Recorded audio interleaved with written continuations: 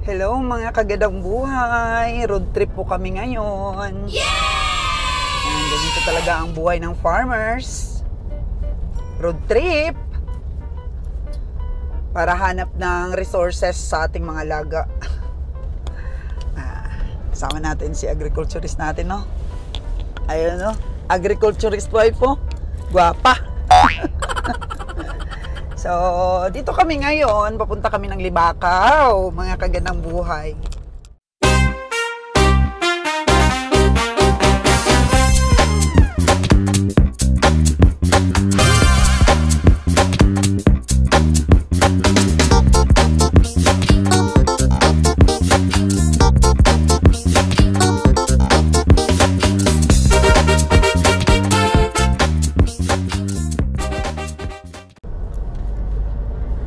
So, ang distance nito sa Nabas is mga mahigit isang oras na biyahe. Mabilis na biyahe mga kagandang buhay, mahigit isang oras. Libakaw, Aklan, para po kumuha kami ng fertile eggs ng mga pugo dahil by 2026 talagang magbibreed na rin ang ating agriculturist. So, kailangan namin makakuha ng source sa iba't ibang mga poultry para namin i-breed mga kagandang buhay. Kaya kumuha tayo dito sa Libakaw, Aklan. Mabilis po ang takbo namin dahil kami po na late sa usapan. Oh no! Siyempre, meron po talagang mga bagay na hindi minsan maiwasan. Kaya nalilate tayo sa usapan. So sabi ko kay Ronnie, nahinay lang. Buti kahit pabundok ito, Ron. Ano, no? Simentado? Oo, simentado to. Dati marami dito sirang kalsada. Ngayon medyo okay na. Oo, kaya mabilis lang tayo. Oo, Toralba na tayo eh. So, mabilis lang. Sa pag-alaga mo ng pugo ron, ilang taon ka na? Nagsimula kami bago pa mapanganak yung anak ko eh. So mga mga 2020? Bre? Ganyan, mga 2020, so mga 5 years. So, ano ba yung diskarte mo dati? Namimili ka lang ng ready to lay? Oo, dati, nung una, 500 lang yung sinimula namin. Oo. Bumili lang kami ready to lay. 25 days old agad. Okay. So, ngayon, medyo nahirapan ka talagang kumuha ngayon ng ng aalagaan mo. Gusto mo na sisiw, di ba? Na. Mahirap kasi kapag RTL, mahal talaga. Eh kung mag-alaga ka ng sisiw, mapapamura ka. Kahit may mortality naman na konti, mura pa rin yung mag-alaga ka ng sarili mo sisiw. So medyo mahirap talaga mag-order ng sisiw ngayon? Mahirap talaga. Punuan dito sa amin kasi konti lang naman dito yung mga breeders. Hindi naman talaga marami. Tapos limited lang naman yung pinoproduce nila. Merong isang load nila mga 1,000 plus lang. Ganyan lang yung kanilang kayang i-cater. Dumadami naman yung dito yung nag-aalaga ng pugo. At yung mga katulad ko na medyo matagal-tagal na sa pagpupugo, marami na rin in-order. Kaya di na sila maka-cope sa demand. So ngayon, naisip mo na mag-breed na rin, gawa ng meron ka namang incubator, sobrang laki pa. Oo. At 2026, pwede ka nang maging breeders na talaga. Kagaya sa pinagkukunan mo. Oo, magbe-breed na talaga tayo kasi yan talaga yung kailangan. Kasi nga, kulang lagi yung alaga natin. Hindi tayo maka-alaga ng marami. At yung pinaka-importante, hindi tayo maka-alaga ng sakto sa oras. Halimbawa, marami lang pakanting order. Pwede ka maka-order sa kanila ng marami kung hindi season. Hindi mo na ma-hit yung mga peak season like bare months, ganyan. Hanggang January, February. So, balita ko, umorder ka rin sa Cebu ng itlog, fertile? Umorder din akong Cebu ng fertile eggs para medyo iba yung lahi. Crossbreed natin. Iwasan natin yung inbreeding para mapanatili natin yung magandang performance ng mga alaga natin. So, ilang itlog na fertile ngayon ang kukunin natin dito sa Libakaw, Aklan? Konti lang dito kasi magta-try muna tayo. Kasi yan talaga yung ano namin start small talaga lagi. huwag ka talaga agad na pumasok sa isang business ng maramihan agad kasi dyan mostly nalulugi. Hindi pa sanay at tapos may mga bagay pa na dapat ka matutunan. So, magkano naman ang bili mo ng magkano ang price ng isang pirasong Fertilex ng pugo? Dito sa Libacao, sa bibila natin, 6 pesos yung isang Fertileg. Doon naman sa Cebu is, siyempre siguro meron na yung mga additional fee na rin yan na nag-handle. So, medyo may kamahalan doon. Pero, bibili pa rin tayo para makapagsimula tayo ng breeding. Tig 8 doon, 8 pesos naman doon sa Cebu. So, 6 versus 8? Yes. Oo. Para dalawa ang pagkunan ng lahi mo. Oo, meron din kasi ako doon na lahi naman galing Iloilo. Pwede rin yun i-breed. Lalaki lang talaga kasi yung niro-rotate natin. Kasi di naman tayo makakabili ng babae na madalian. Yun nga, in-order nga yan. Kaya lalaki talaga yung ipapares natin sa mga babae nating mga existing. Wow. So ngayon, gawa tayo ng page na Solteda Integrated Farm para ang mga interesado din na nahihirapan na maghanap ng aalagaan nila, pwede na silang umorder sa'yo. Pwede rin kapag marami na talaga tayong ma-meet na natin yung sarili nating demand, tapos makabigay na tayo sa iba. Yes. Ganun din ang gagawin mo sa Purebred Itik Pinas mo? Oo, ganun din yung gagawin ko sa Itik Pinas. Mga less than a year ngayon, magpo-produce na tayo ng Itik Pinas for commercial. Yan. So, pwede na maka-order sa atin yung mga gusto? Oo, pwede na. Mga less than a year. Pwede na yan. Pwede na talaga. Kasi ikaw lang dito sa Western Visayas ang may purebred. May purebred na Itik Pinas, mga kaganang buhay. So, ngayon, ang pag-farming kasi dapat sabi mo nga Ron, ang pagpaplano hindi madalian. Talagang proper talaga na pagplano, di ba? Ay, hindi talaga madali. Kailangan mo talaga pag-isipan. Kailangan mo talaga pag pumasok ka sa pagpa-farm, sa farming, hindi lang prepared yung bulsa mo, hindi lang prepared yung yung mga kulungan mo, lahat-lahat. Hindi lang kasi yan yung dapat mong i-prepare. Dapat i-prepare mo rin sarili mo. Prepare mo na gumising ka na maaga, prepare mo rin na halos lahat ng oras mo, google mo sa mga alaga mo. I-prepare mo talaga yung sarili mo na dapat seryoso ka talaga sa pagpa-farming. Kasi kapag mapabayaan mo yan, wala rin namang mangyari. Kahit gaano karaming alaga mo, kung di mo naman matututukan, lugi ka talaga o hindi ka rin nila bibigyan ng maganda ring production. So, advantage pa rin yung sanay ka na sa pag-alaga bago ka maging breeder. Siyempre, dapat matuto ka muna mag-alaga ng mga paitlogin. Kasi gusto ko rin na kapag magbibigay na ako ng halimbawa mga day-old chicks or mga RTL, pag lumapit sa akin yung mga binibigyan ko ng mga aking mga chicks at RTL, masagot ko silang lahat. Maturuan ko sila kung paano mag-alaga na tama, ano yung mga gamot, anong gagawin kapag bumaba yung itlog, ganyan.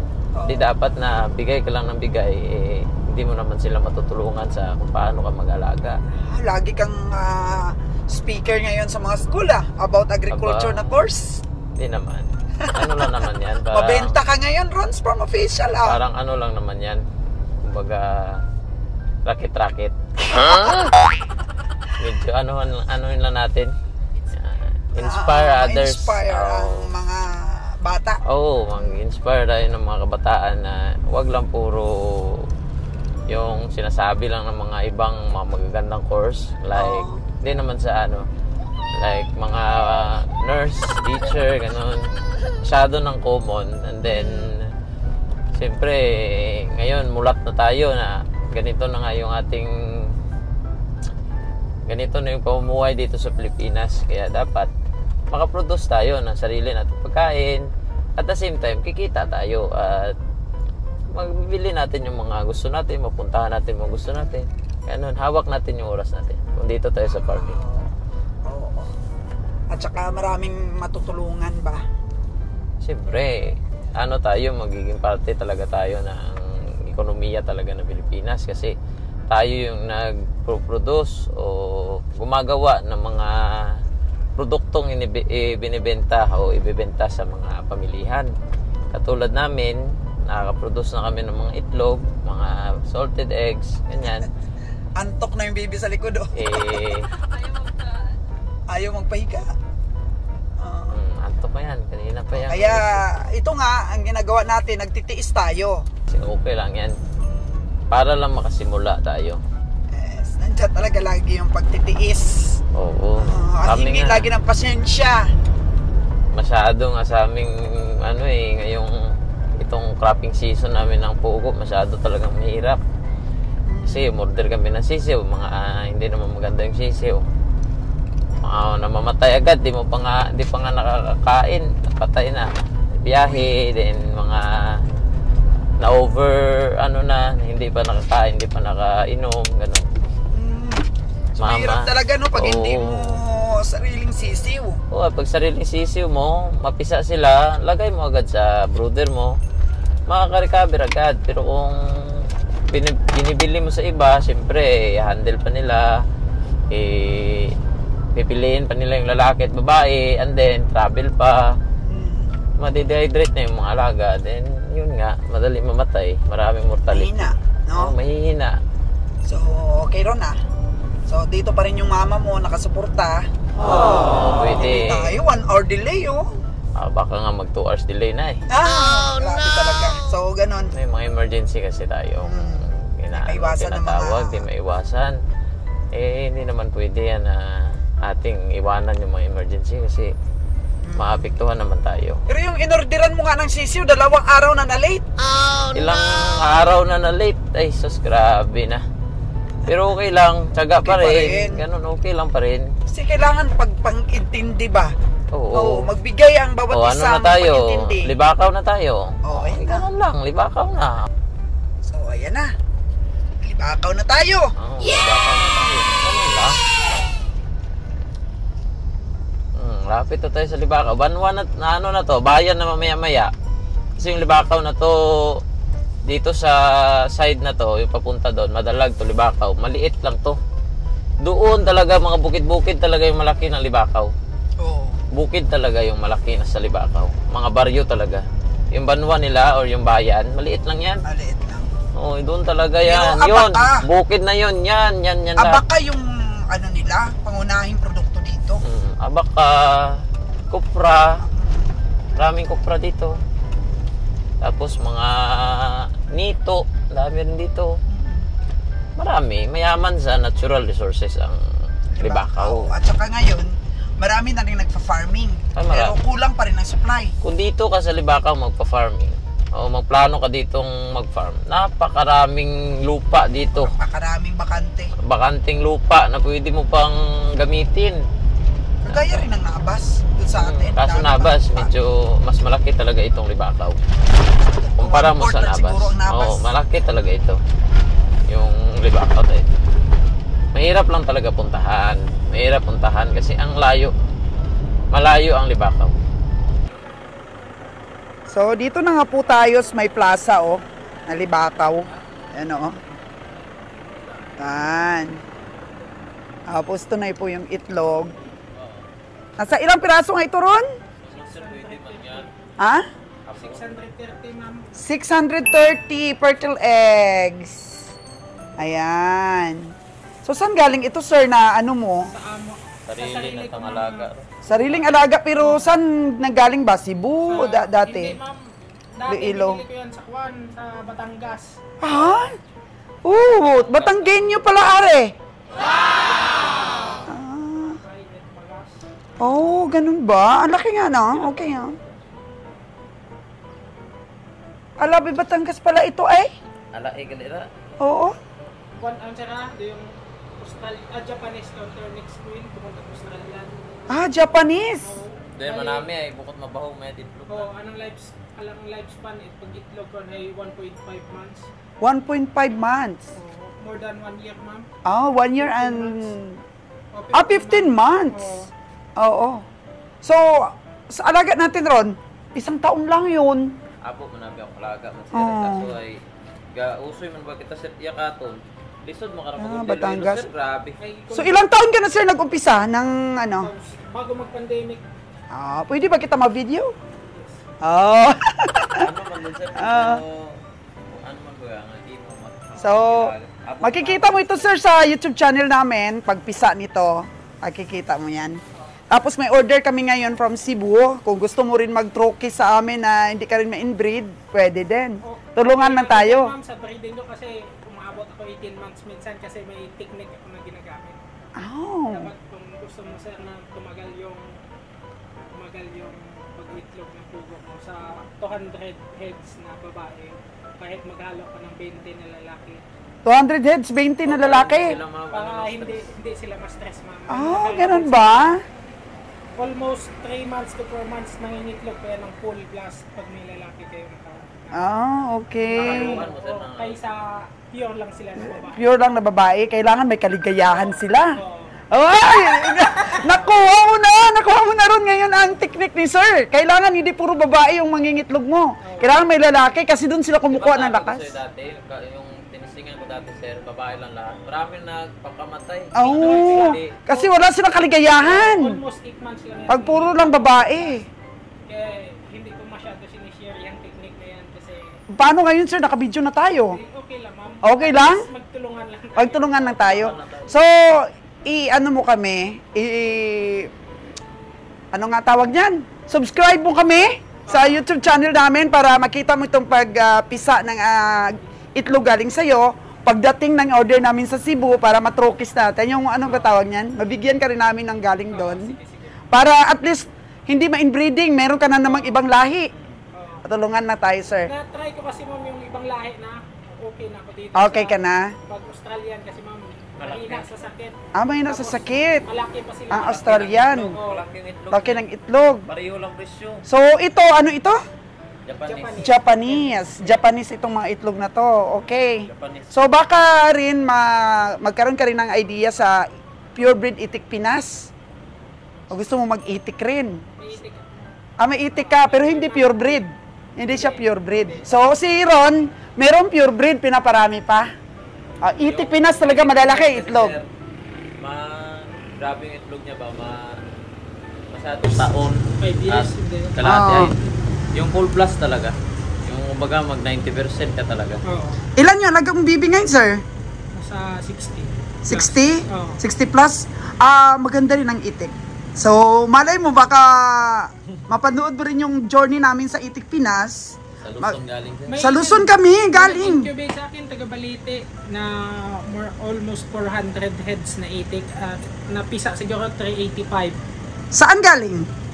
Hindi ko alam yung breed niya. Dito Pero lang yun. incubate lang siya. Sa amin sa Nueva Ecija talaga, sa ano talaga siya, affiliate siya ng DA.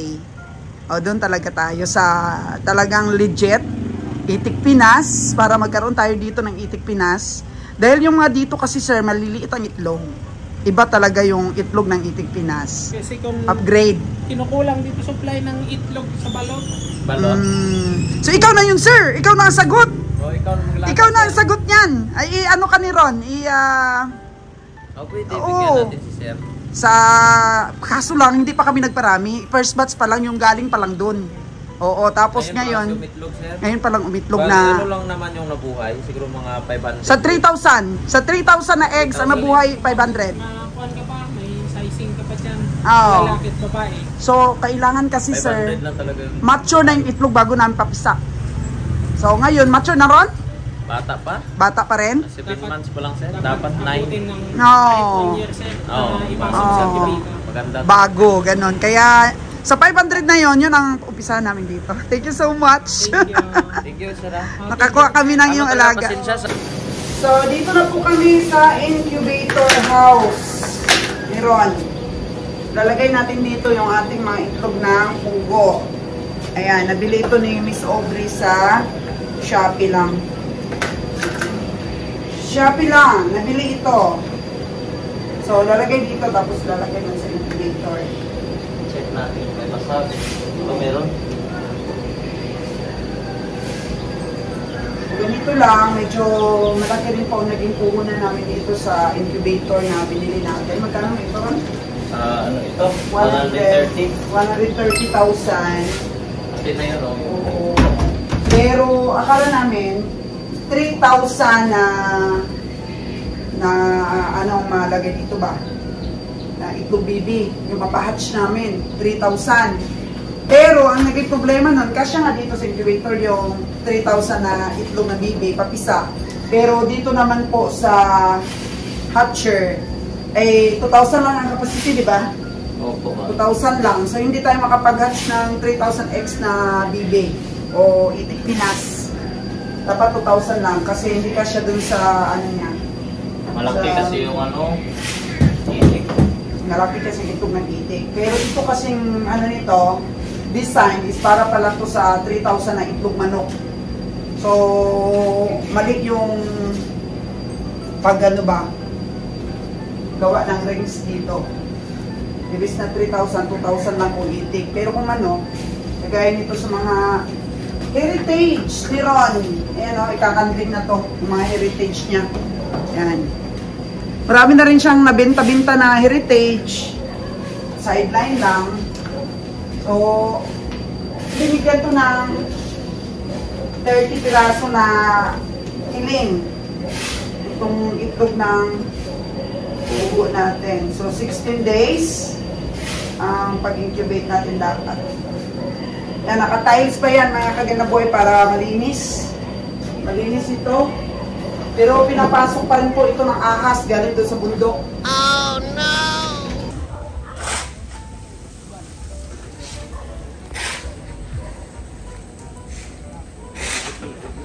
So, kailangan talaga po, pag farmers ka, ang tiyaga sa trabaho.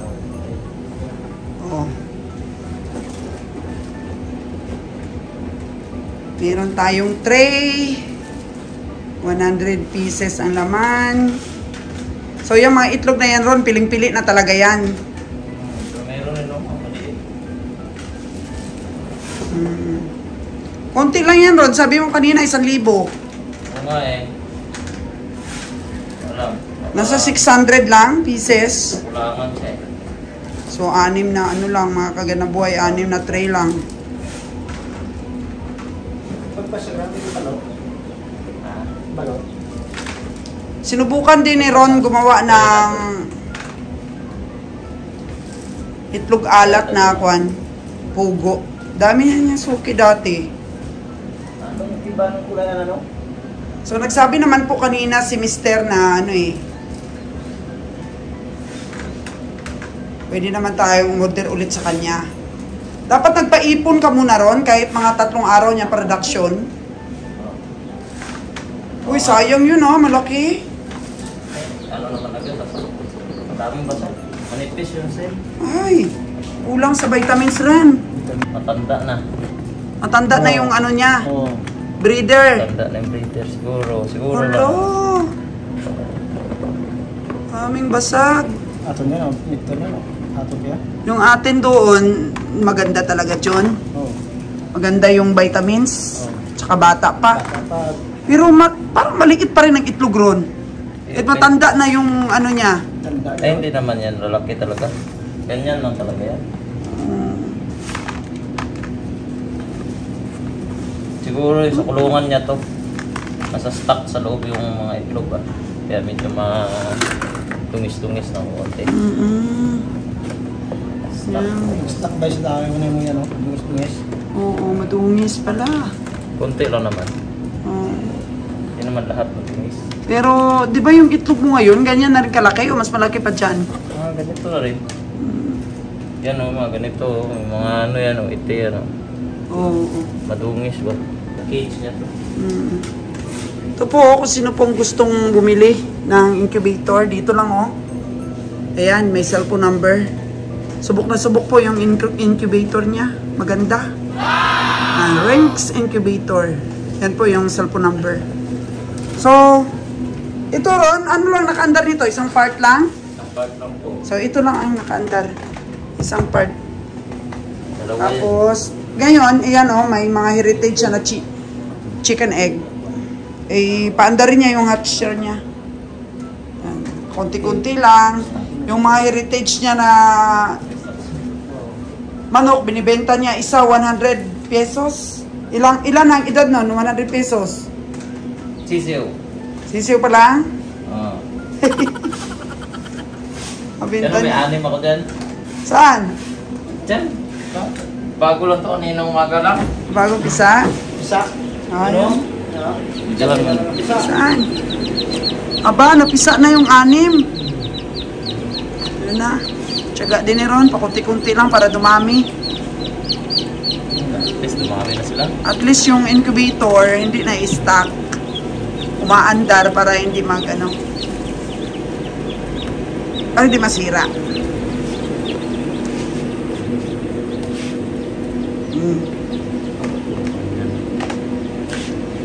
Yun lang, 16 days lang.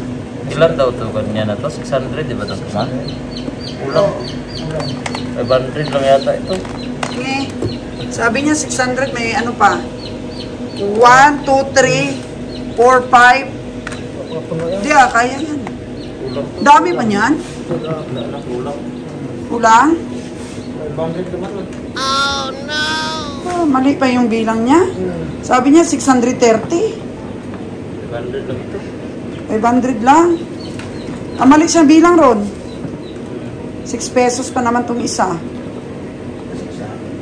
Grabe yung basag, oh. Manipis yung shell. Manipis ang shell. Kaya Kasi nasanay kami sa maganda po at makintap yung aming mga itlog. Kasi tingnan mo, mga manipis ako dali mga pano sa... Yan, sa quality talaga ng pag-alaga sa mga pagkain. Tsaka sa age din ng pugo. Sana, mapisa dito, Ron. Picturean mo ma. Oo. 500 lang po. 500 lang, no?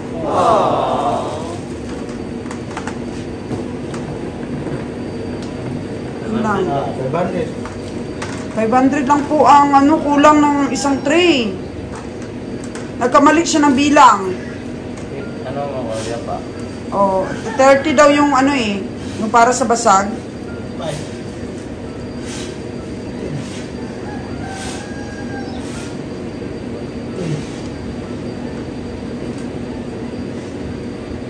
Ilan? 25. 30. So, 530 lang. Yung siningil niya sa atin, 600. So, ayan. Ito, kulang. 500. Kulang. 100. I-text mo na lang. Oo. Nalagay na natin dito, mga kagandang buhay. So, tiyaga talaga pag farmers ka. So, yan ang gustong mangyari ni Ron. Na siya na talagang magbe-breed para hindi po tayo mahirapan sa stocks.